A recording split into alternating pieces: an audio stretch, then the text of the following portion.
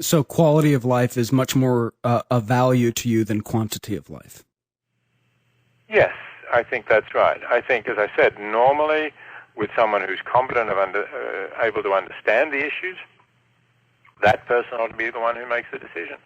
But where you have severely disabled infants, I think that somebody else has to, and I think the parents and physicians working together in consultation are the ones to make it.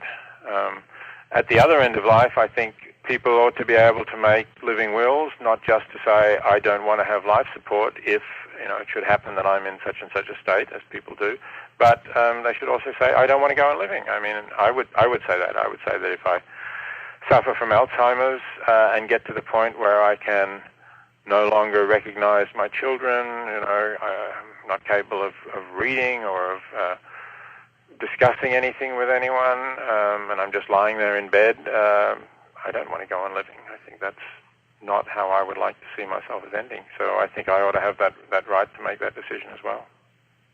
Let me add, by the way, that when people who are religious say that they are pro-life and they are appalled by this handful of cases in the Netherlands of doctors who end the lives of severely disabled babies, I would say if they're really pro-life, there's lots of lives that you can save around the world, which really is where they should be putting their energy. I mean, the United States has a really, for a developed industrialized country, a very high rate of infant mortality. And that's because of our horrible healthcare system, you're saying?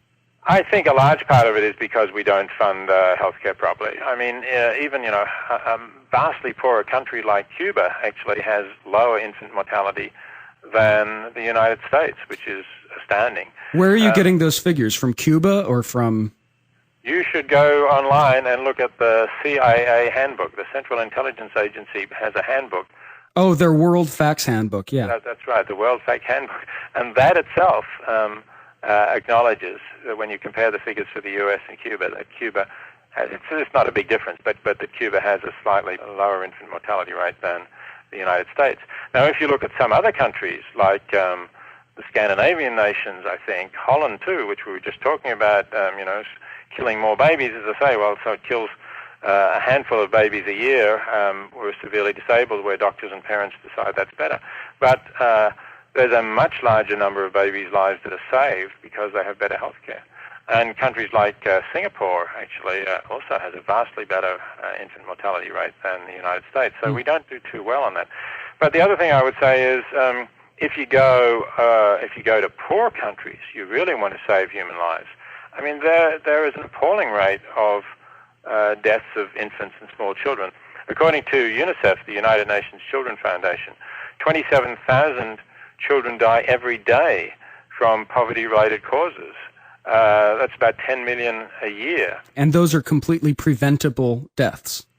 That's right. I mean, they're dying from diseases that we could either prevent by helping people to get better sanitation, safe drinking water, bed nets so their kids don't get malaria, that sort of thing, or they're diseases which we know how to cure. Simple things like diarrhea, where we can provide the cure, or measles.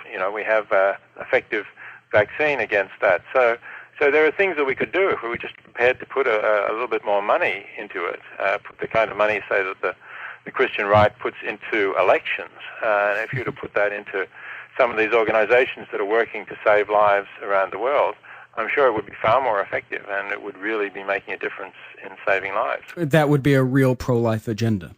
I think it would, yes, and it would certainly be one that I would support as well. One issue, Peter, that divides so many people, even some secularists who agree on so many other issues regarding kind of a naturalized ethics, is the issue of abortion or stem cell research, really the moral status of embryos and fetuses. Questions like, is abortion moral, or should we destroy embryos to do stem cell research, stuff like that. The crux of it is, are these frozen embryos that we want to use for scientific research, are they human life and therefore worth being protected? Is there a sanctity to human life? You broached this topic earlier, but I find it just really interesting that you seem to disagree with many pro-choice people on this matter. You say the question isn't whether or not a blastocyst is human life, you concede the fact that embryos and fetuses are human life. A blastocyst is human life in the sense that it's a member of the species Homo sapien, and it is alive. It is a human life. So here's the question. If you concede that embryos and fetuses and blastocysts, that they're human life, then doesn't it follow that as a human life, it's an innocent human life? I mean, it doesn't deserve to be killed. And because it's always wrong to take an innocent human life, isn't abortion or stem cell research that uses embryos, isn't it unethical? You're right about my views. I'm quite happy to say that the early embryo is a human. What else can it be if it comes from human parents? And it's alive. I mean, you can tell when it ceases to grow, and it's not going to grow anymore, then it's dead. But as long as it's growing, the cells are dividing, it's alive. But what I reject is the assumption that if a being is human, then irrespective of the capacities that it actually has, it's wrong to end its life. I don't think that being a member of one species rather than another, whether it's Homo sapiens or the chimpanzees, pan troglodytes, or whatever else it might be, is what determines whether it's wrong to kill. What determines whether it's wrong to kill is the capacities, the characteristics that a being has. And the embryo doesn't even have the capacity to feel pain. It doesn't even have a nervous system that's sufficiently developed to feel pain. That happens at some stage, perhaps during pregnancy and the development of the fetus, but the best estimate is that that happens well after the time at which the great majority of abortions are carried out. So in that sense, the capacities of these embryos or early fetuses that are being aborted, and certainly of the embryos being used for stem cell research, is less than that of non-human animals. It's less than that of dogs or cats, because obviously they can feel pain. They're conscious beings. And the embryo or early fetus is not.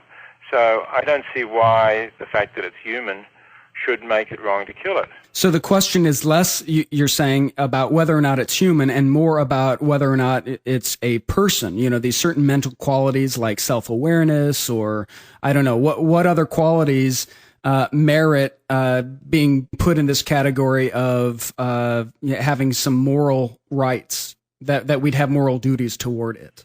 Well, the first thing would be that the being is capable of feeling pain. It's a sentient being. Until a being is sentient, I think you have no moral duties towards it. You might have moral duties towards its parents or its mother, who love and cherish the fetus because of the child that they want it to become. But if they don't, then I don't think we have duties to it.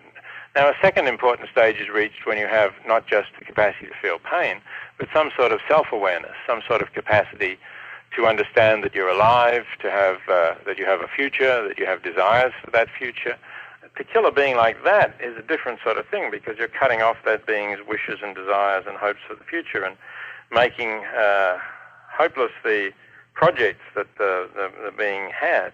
So when you get to that sort of point, I think you have something much more serious. But that doesn't happen until some time after birth. So that's why I think that there is really a difference in the killing of a small child as compared with an infant. I don't think a newborn infant has this kind of capacity at all.